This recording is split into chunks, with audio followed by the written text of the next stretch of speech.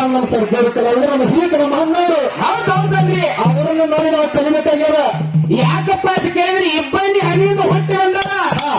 ಅವ್ರ ಹಂಗ ಬಾಂಧವ್ಯಪ್ಪ ಅಂತಂದ್ರೆ ಮುಂದಿನ ಸಂದಿಗೆ ಅವ್ರ ಬುಕ್ಕ ತಂದು ನಾನು ಅರ್ಥ ಮಾಡ್ಬೋದು. ಮಾಡ್ತಾರೆ ಏನು ಅಲ್ಲಿ ತಿಳ್ಕೊಳ್ಳೋದು ಒಪ್ಪಬೇಕು ಇನ್ನಂದ್ರೆ ಇಲ್ಲ ಇಲ್ಲ ಇಲ್ಲಿ ಅದಕ್ಕೆ ನಾವು ಮತ್ತೆ ಅವಶ್ಯಕತೆ ಇಲ್ಲ.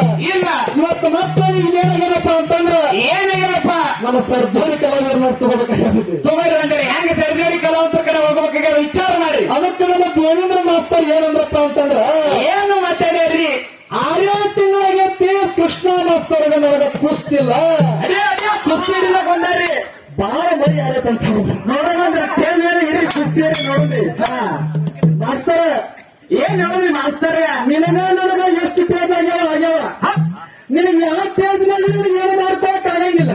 ಹಾಗಾಗಿ ನಾನು ಸ್ವಲ್ಪ ಕುಸ್ತಿ ಇಲ್ಲಕ್ ತಾಕತ್ತು ಇಲ್ರಿ.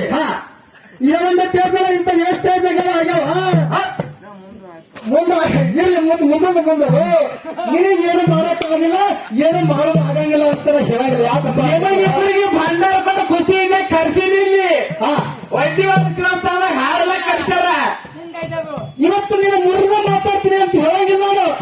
ಇವತ್ತು ಆ ತಾಯಿ ಜಗನ್ಮಾತ ದ್ಯಾಮವ್ವ ಬೀರದೇವರ ಮಹೇಂದ್ರ ಎಷ್ಟು ಶಕ್ತಿ ಮಾತಾಡಕ್ ಕೊಟ್ಟವ್ರು ಎಷ್ಟು ಗುರುನಾಥ ಕೊಟ್ಟಾರ ಅಷ್ಟೇ ಮಾತಾಡೋಕೆ ಮಾತಾಡಲಾರ್ದ ಬರಂಗಿಲ್ಲ. ನೀನು ಒಗದ ಹೋಗ್ತೀನಿ ಅಂತ ಹೇಳಂಗಿಲ್ಲ. ಯಾಕಪ್ಪ ಅಂತ ಕೇಳಿದ್ರೆ ನಾನು ಹುಟ್ಟಾವ್ರಿ. ನಿನ್ನ ಒಗದ ಹೋಗ್ತೀನಿ ಅಂತ ಹೇಳಂಗಿಲ್ಲ. ನನ್ನ ಗುರುನಾಥ ಶಕ್ತಿ ಎಷ್ಟು ಕೊಟ್ಟನಷ್ಟು ಮಾತಾಡಲಾರ್ದ ಬರಂಗಿಲ್ಲ. ಹೌದು ಕರೆ ಅಂದ್ರೆ ಮಾತ.